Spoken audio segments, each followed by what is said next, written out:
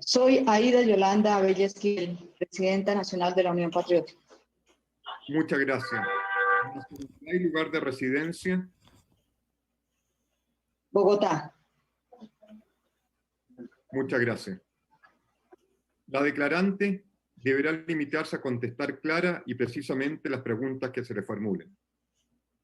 Se le informa que fue citada por la Corte para declarar sobre el contexto en el que se desarrollaron los alegados hechos de exterminio, las alegadas denuncias realizadas ante las autoridades competentes y sobre las respuestas de las mismas, así como sobre los alegados impactos de la victimización en los miembros de la Unión Patriótica, en el partido político y en la democracia, entre otros aspectos relativos a los hechos del presente caso. Se le informa que, de acuerdo con el artículo 53 del reglamento de la Corte, los estados no podrán enjuiciar a las presuntas víctimas, a los testigos que a los periodistas, a sus representantes o asesores legales, ni ejercer represalias contra ellos o sus familiares, a causa de sus declaraciones, dictámenes rendidos o su defensa legal ante la Corte. Gracias, presidente. Muchas gracias a usted, señor secretario. Daré ahora la palabra a la representación de las presuntas víctimas para que procedan con el interrogatorio, que es el grupo Reiniciar. Y solicito que indiquen a la Corte el nombre de la persona que hará el interrogatorio y proceder. Adelante. Señoría, buenos días. Mi nombre es Esperanza Tizón Hernández, soy la persona que va a hacer el interrogatorio a la señora Aida Abella Esquivel.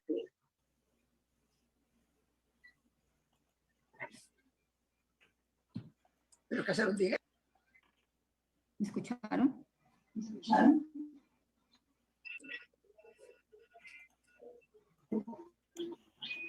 ¿Puedo comenzar? ¿Puedo decir yo? Es que tenemos un problema de audio. Todo el mundo tiene que tener teléfonos, micrófonos apagados, todo el mundo. Y en una sola sala no puede haber más de un micrófono. La única que puede tener el micrófono prendido es la señora que va a declarar. Por favor, porque si no, no podemos. Adelante. Con su venia, señora presidenta. Señora Aida Abella, gracias por presentar su declaración. Por favor, manifiéstele a la Corte quién es usted, si ha sido militante de la Unión Patriótica y en ese caso qué cargos ha ejercido en su representación. Muchísimas gracias. Un saludo muy especial a la señora presidenta de la Corte, a los magistrados, al gobierno y a las personas que nos acompañan. Soy presidente de la Unión Patriótica, hice estudios de psicología y pedagogía en la Universidad Nacional de Colombia, trabajé 21 años en el Ministerio de Educación Nacional, fui presidenta de su sindicato y también de la Federación Nacional de Trabajadores al Servicio del Estado de FENALTRACE. Estuve en la fundación de la CUT, la Central Unitaria de Trabajadores, la más grande del país. Fui elegida hace 30 años exactamente a la Asamblea Nacional Constituyente a nombre de la Unión Patriótica y en la lista Por la Vida. En el año de 1992, saliendo de la Asamblea Nacional Constituyente, fui elegida concejal de Bogotá y reelegida en el mismo cargo en 1995. El cargo me costó un atentado el 7 de mayo de 1996 con una bazuca. A los 2 días, milagrosamente me salvé. A los 2 días salí del país. Estuve asilada en Suiza 17 años, 6 meses, 4 días. Regresé al país cuando le devolvieron la personería jurídica a la Unión Patriótica para estar en su... Desde entonces, en forma intermitente, estuve entre Suiza y Colombia debido a las amenazas que recibí exactamente en febrero del 2014. Volvieron a iniciarse las amenazas. Y desde luego, estoy todavía en la vida política. Fui elegida en el 2018 al Senado de la República y estoy radicada en estos momentos en Colombia. Gracias, señora Abella. favor, de la forma más completa posible, requiere ansias de tiempo, modo, lugar, ejercicio y participó.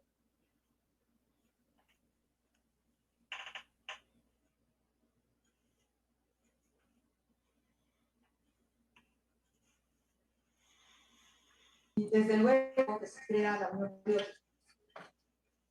Y muchos sindicatos, pero mucha gente, intelectuales, estudiantes, amas de casa, muchísima gente estuvo en la Constitución y también en las primeras elecciones de la Unión Patriótica en 1966.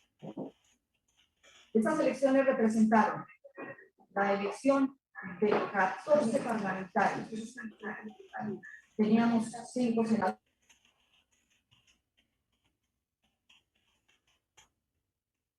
No se le escucha, señora.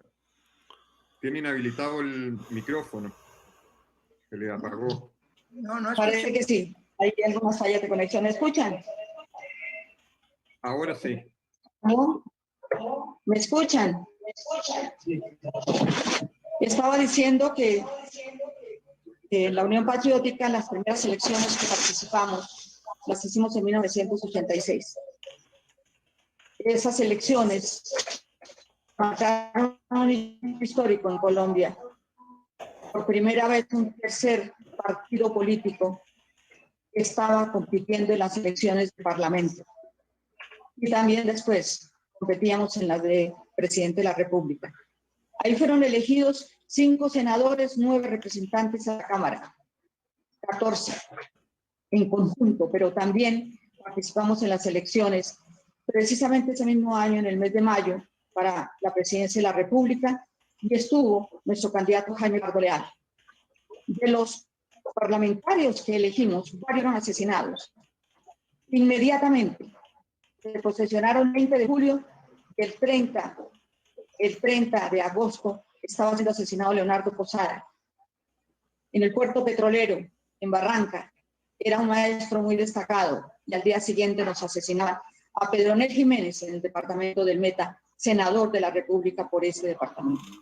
Posteriormente nos asesinarían a Pedro Luis Valencia, que era un representante, un senador del departamento de Antioquia, y a él lo mataron delante de sus hijos, de sus pequeños hijos, tumbaron la puerta, entraron, masacraron.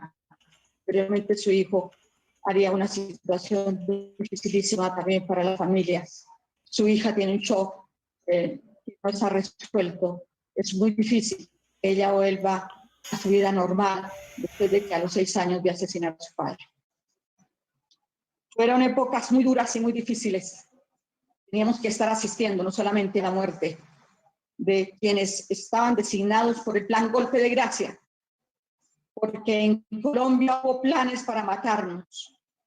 Este genocidio fue planificado, fue sistemático, fue generalizado, fue dirigido precisamente a eliminar físicamente a las personas, integrantes y militantes de la Unión Patriótica, también a diluir nuestra presencia mediante el ejercicio de la muerte, del asesinato. Y en esas elecciones, desde luego, el tercer país que se posicionaba en Colombia, después de unos periodos muy difíciles en la vida nacional, pero naturalmente los enemigos de la paz, que son muy poderosos, que se unieron con los narcotraficantes, con los terratenientes, pero también con agentes del Estado, contribuyeron a un asesinato y a una realmente algo que a nosotros nos conmovía todos los días, es estar en la militancia política, en los cementerios, enterrando a nuestra gente. Posteriormente, seríamos víctimas de todas clases de amenazas. Nosotros fuimos y todas las personas que estaban haciendo parte de ella y sus bases electorales, las amenazas a su vez debilitaron la influencia política del partido y generaron condiciones para su desarticulación. Vinieron luego todos los atentados, las desapariciones forzadas, se cometieron en contra de los dirigentes, pero también de los militantes en las zonas rurales y en las zonas urbanas. tuvieron como objetivo varios grupos. Primero los unidos con el plan Baile Rojo. Ahí con ese operativo prácticamente mataron a nuestro candidato presidencial, Jaime Pardo Leal, que había sido magistrado del Tribunal Superior de Bogotá. Lo mataron viniendo de una finca, pero también este era un ex magistrado, un hombre de leyes, un hombre extraordinario, pero igualmente con ese mismo operativo mataron a Bernardo Jaramillo en 1990. Era nuestro segundo candidato presidencial. No podíamos entender cómo en medio de una supuesta democracia en Colombia mataban en las calles a nuestros candidatos, pero también a nuestros parlamentarios. Y desde luego que habían zonas especialmente donde tuvimos mucha influencia de la Unión Patriótica, el departamento de Antioquia, el departamento de Santander, el departamento del Meta.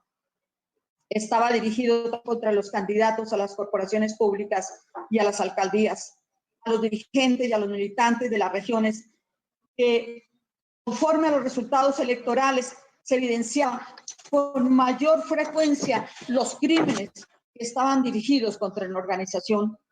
Estos ataques regionales también configuraron los conocidos operativos Esmeralda y el Plan Retorno. Sobre todo el Plan Esmeralda lo financiaba un narcotraficante, pero también un esmeraldero, por eso se llamaba Esmeralda, pero además estuvo dirigido contra algunas zonas, como por ejemplo el Guaviare, el Bichada, y unía el administrativo de seguridad del DAS, el ejército, la policía, algunas autoridades regionales y también los terratenientes, como he dicho, con respaldo de los dineros sucios que se mueven en todas partes en Colombia.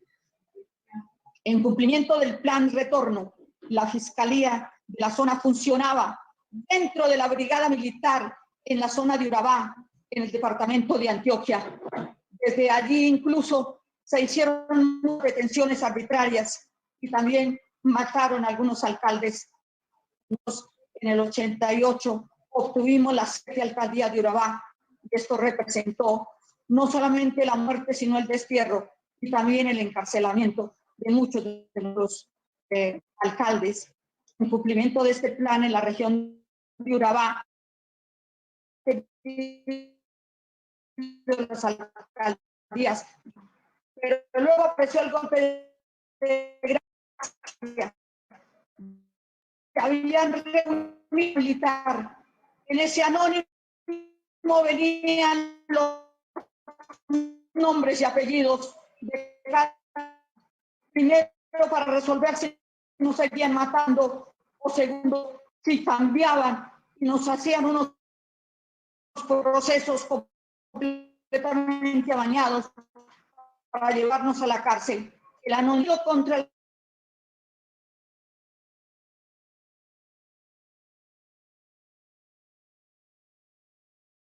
Señora Aida, no la estamos escuchando. Sería mejor si pueden apagar la cámara, porque con esa forma oímos mejor, si apagan la cámara.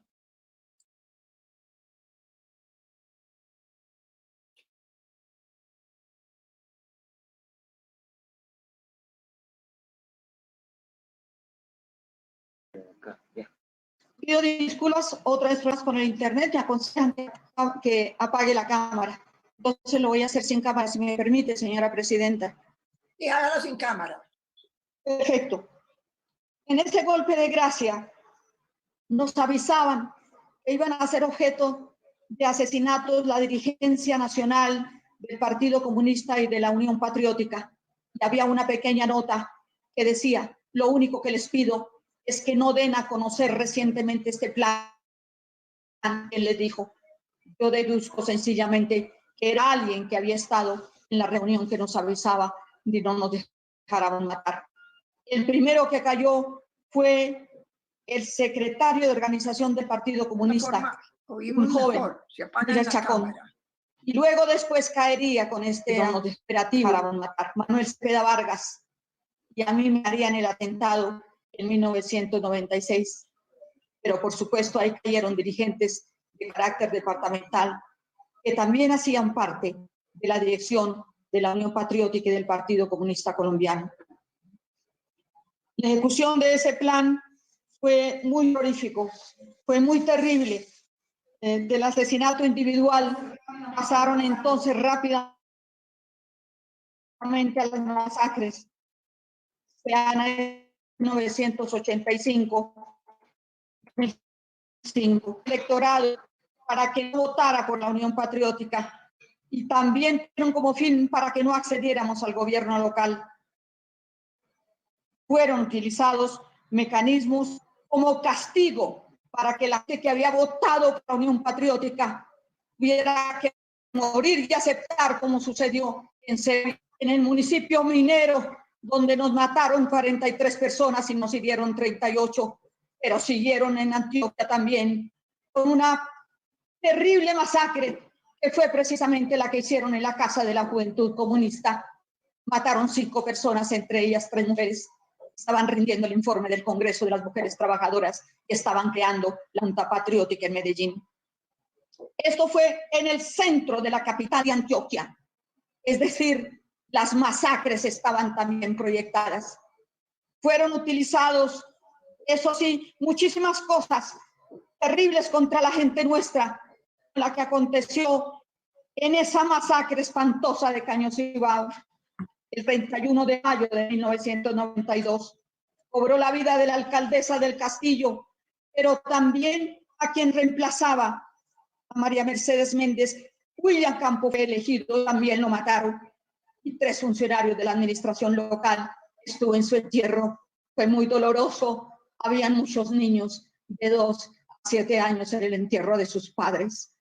Es decir, no solamente afectaban el partido político, sino las familias y la población en general. Pasamos de ahí una masacre en Munguía, me dolió muchísimo, murieron mujeres también allí, era Urabá Chocuano, y la masacre realmente que se sucedió en Bogotá, donde mataron a Teófilo Forero, dirigente del Partido Comunista, a su esposa y a sus escoltas.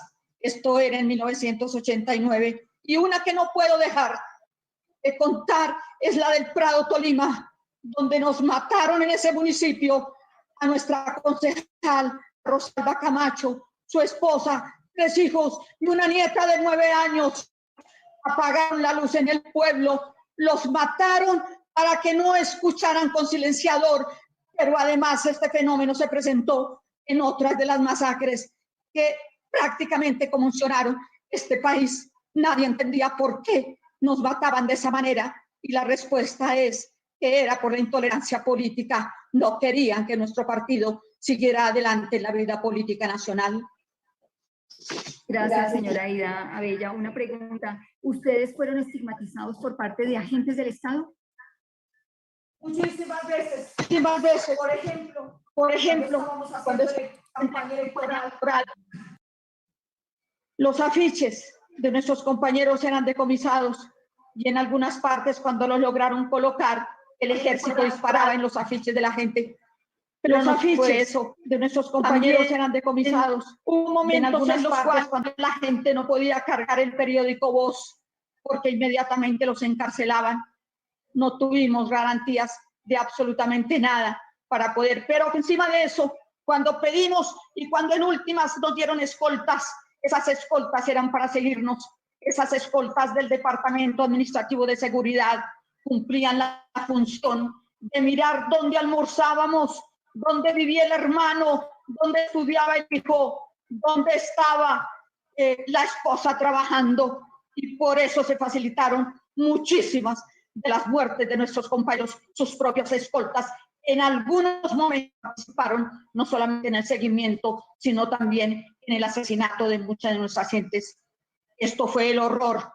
Esto era vivir algo que no podemos expresar con las palabras, porque nuestra militancia se hacía en los cementerios, porque todos los días teníamos que mirar cómo caían nuestros compañeros, cómo se aplicaban los planes que habían hecho de forma militar, pero también acudíamos mucho al gobierno pensando que podían hacer algo y no lo hacían, porque naturalmente había complicaciones. Me acuerdo haber visitado varios procuradores, me acuerdo haber visitado varios ministros, varios presidentes. El único que no hablé fue con Barco, porque siempre nos mandaba un segundo, que era el señor Montoya. Ahí en este momento estamos viendo un espectáculo terrible en este país, cuando sabemos que no solamente participaron mercenarios internacionales, pues sí, ellos vinieron a prepararlos para que nos mataran al partido. Para eso vinieron, y lo recibían no solamente autoridades civiles, sino autoridades militares. Esto no lo pudimos soportar hasta el día de hoy. No podemos asimilar ese dolor, no sabemos dónde guardarlo, no sabemos a quién pedir que se haga justicia, pero en Colombia es imposible. El índice de impunidad es del 97.6%, y por eso acudimos a los estrados internacionales. En Colombia no solamente han impedido que se vislumbre siquiera en algunos juicios el castigo de responsables, porque donde los han encontrado un poquito de penas y para afuera. Sé que ustedes me disculparán, cada vez que hablo del genocidio tengo un sentimiento muy difícil de expresar, y es ese sentimiento de ver morir a la familia política, de verlos asesinados y de que el Estado prácticamente no hiciera nada para su protección. Ellos actuaron por omisión, en otras por acción directa, y en otras en colaboración. Por ejemplo, en Sabana de Torres, cuando nos mataron, el alcalde les habían dado las armas, los militares les pagaron el hotel con tarjetas de crédito de los militares acantonados en la ciudad, y luego entonces nuestros tuvieron que enterrarlos a escondidas, porque tenían las amenazas no solamente del sicariato, sino también las amenazas directas del gobierno, especialmente en eso de la estigmatización. Hubo ministros, por ejemplo, Carlos de Mocino, que 8 días antes de matar a Jaramillo dijo que él era el vocero de la insurgencia, y a los 8 días lo mataban, y el país se llenó de una consigna en sus muros y en sus paredes: el sicario disparó porque el ministro señaló. Y así lo hacían.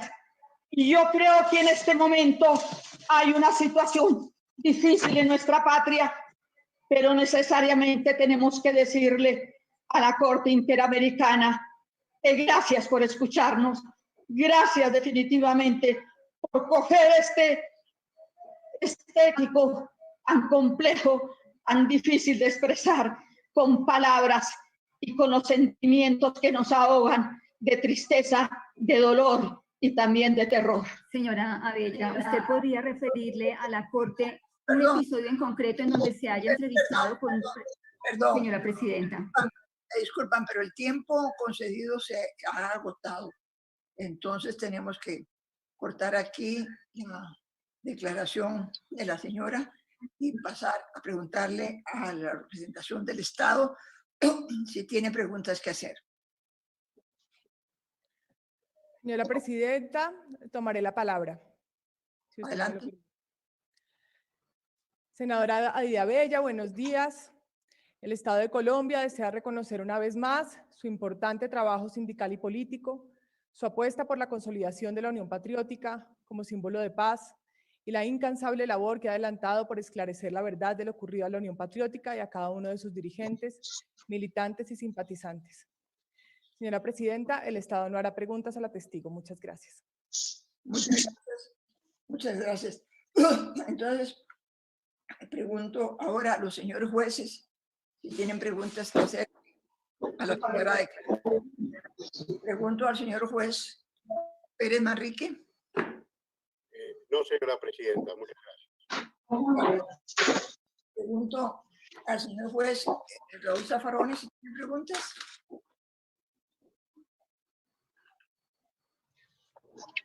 Sí, señora Presidenta.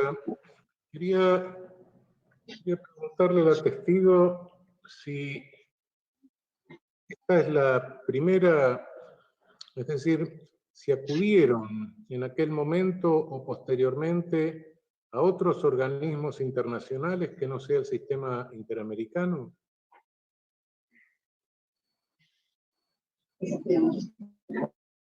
No, no, señor magistrado. Bueno. Hasta el momento no, señora. Centramos todos nuestros esfuerzos en la Corte, en la Comisión Interamericana y en la Corte. ¿Ustedes no acudieron al sistema de Naciones Unidas, al sistema político de Naciones Unidas? Yo estuve muchísimas veces porque mi exilio político se desarrolló en Ginebra. Sí. 17 años asistí a la Comisión de Derechos Humanos y al Consejo, posteriormente de Derechos Humanos. Pero como caso específico no, hicimos una serie de denuncias, pero igualmente a la OIT, donde hay un caso, pero no de la Unión Patriótica, sino de las centrales obreras sindicales. 2.600 sindicalistas fueron asesinados, muchos de ellos de la Unión Patriótica, pero es un caso que llevan las centrales obreras. El caso más grande, más significativo, más dramático y más doloroso en la historia de la OIT. Señora testigo, ¿ustedes piensan que el hecho que se produjo donde el hecho del Palacio de Justicia tiene alguna vinculación con esto? Fueron otros momentos políticos y fueron otros hechos que se presentaron casi que a la misma época, porque eso fue a finales de 1985. Sí. Doloroso también para el país, extremadamente doloroso, donde perdieron la vida también muchos magistrados de la Corte Suprema de Justicia. Lo recordamos con especial atención. Y también testigo de excepción, estaba en el Parlamento colombiano en ese momento. Cuando entraban al Palacio de Justicia, yo estaba en el Parlamento discutiendo la caracterización de los trabajadores del Estado. Salí en medio de una confrontación terrible a las 4 de la tarde, temiendo también por la vida, pero era... Muchas gracias a usted. Pregunto al señor juez Eduardo Biogrossi si tiene preguntas que hacerle a la presunta víctima.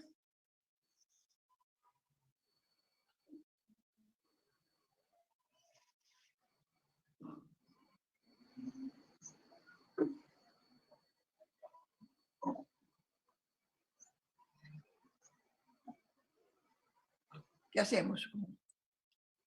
¿Puedo decir algo? Señora no va a hacer preguntas, dice. ¿A qué no va a hacer preguntas? Sí. Muchas gracias. Pregunto al señor juez vicepresidente Patricio Palmiño si tiene preguntas que hacer. Sí, señora presidenta, muchas gracias. Adelante, señor juez. Me pareció escucharle que le llamaron como senadora a la testigo. ¿Usted es senadora actualmente?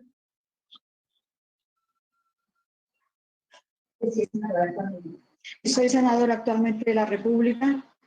Fui elegida en una alianza que se llama Los Decentes, en la cual está el partido Maíz, estuvo el partido Base y la Unión Patriótica. Con partidos minoritarios tenemos que hacer una alianza para alcanzar el umbral. Ya, perfecto. Sí, porque le escuché, entonces está senadora en funciones y testigo en este proceso. Quisiera que me ayude con alguna información, ampliando algunos elementos de lo que usted afirmó. Usted en su intervención habló de la existencia de uno de los, eventualmente, uno de los planes más siniestros, dijo usted, era el plan Golpe de Gracia. Y luego dijo el plan Esmeralda y también el plan Retorno. ¿Qué evidencias en las denuncias que ustedes tuvieron, en las denuncias que presentaron, cuál fue la respuesta de las autoridades?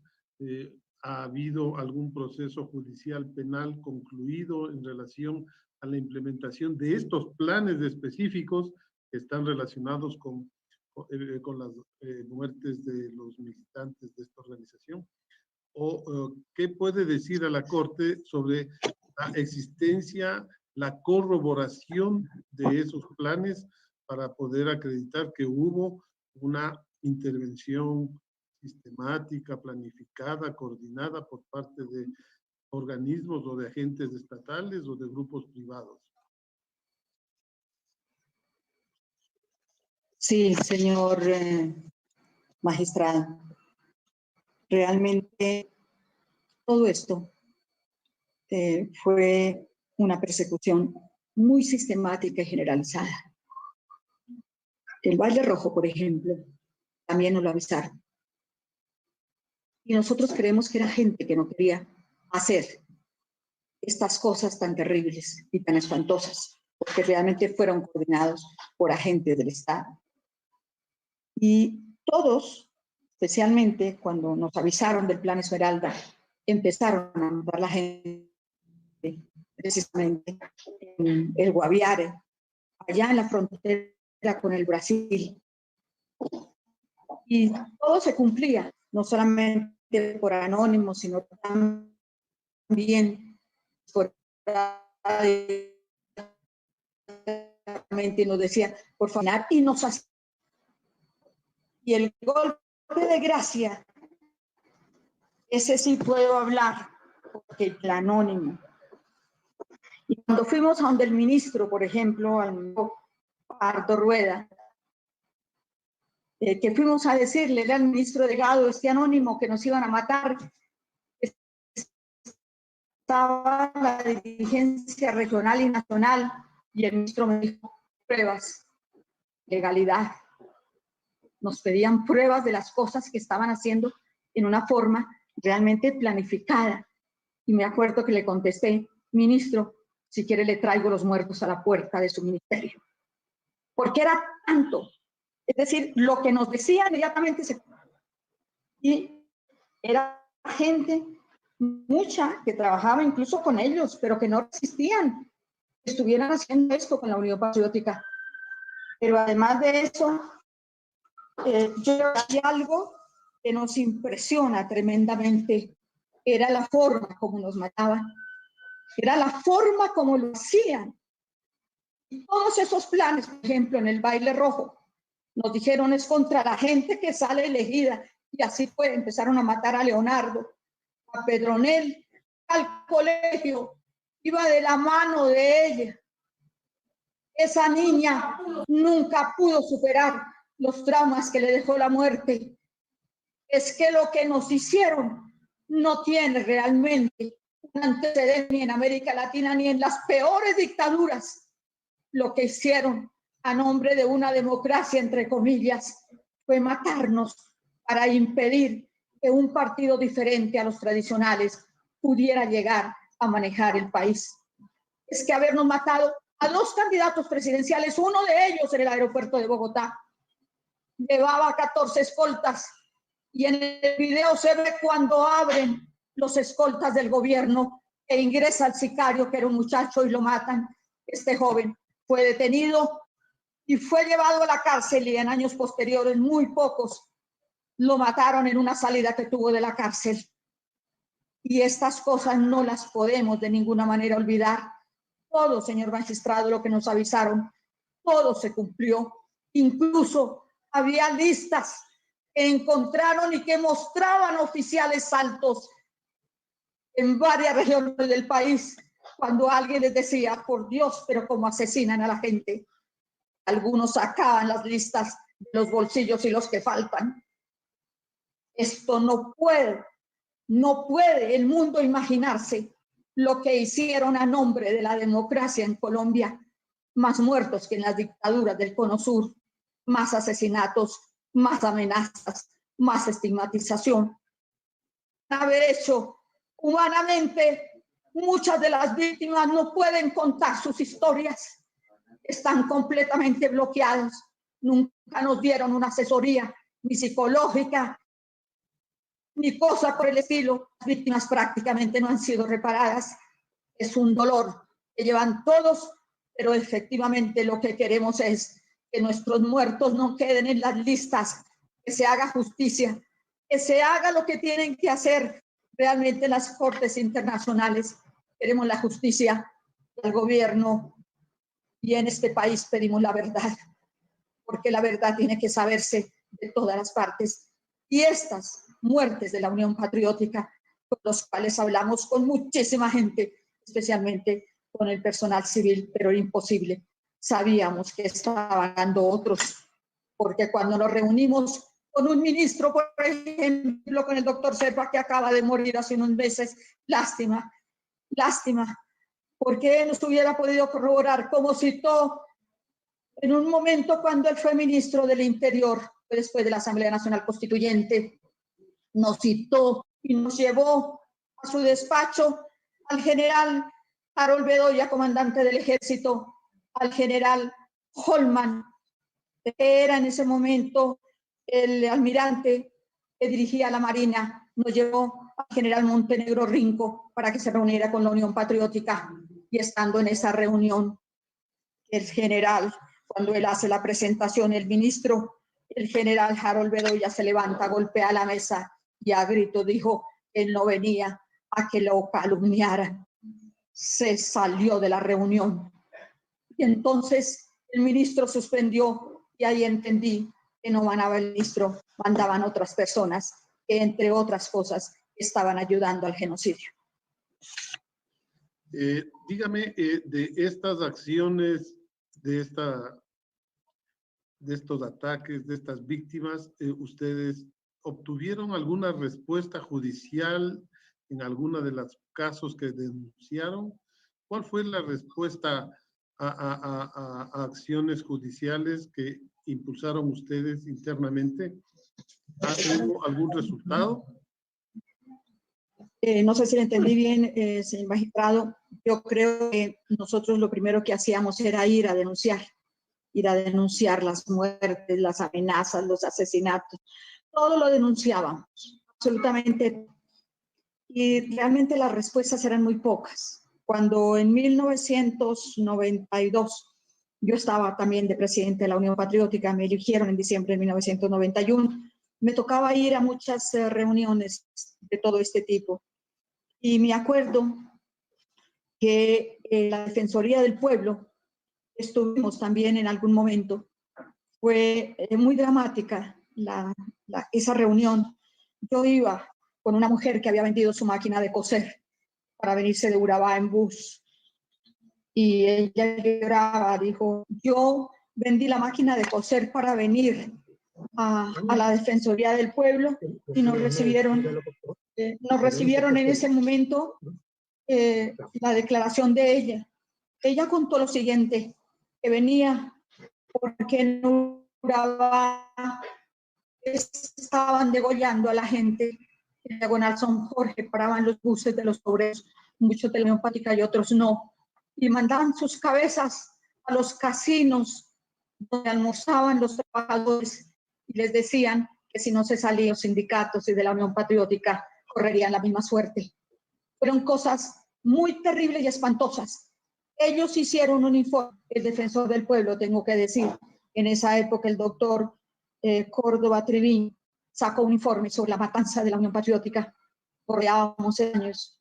Fue, yo creo que el único persona que se puso en serio a estudiar qué pasaba, constató realmente que no había ninguna acción persistente para mirar cómo mataban a la gente de la Unión Patriótica. Cuando nosotros recogimos con el fiscal general de la Nación, el doctor de Grave, ya estábamos en lo duro del genocidio. Él nos preguntó, nosotros les íbamos a solicitar que nos diera cómo iban los procesos denunciados de la Unión Patriótica. Él mandó una circular que se recogió, que incluso reposó en la Comisión Interamericana, donde el 97.6 de la gente, de nuestras víctimas, estaban los procesos archivados por falta de pruebas.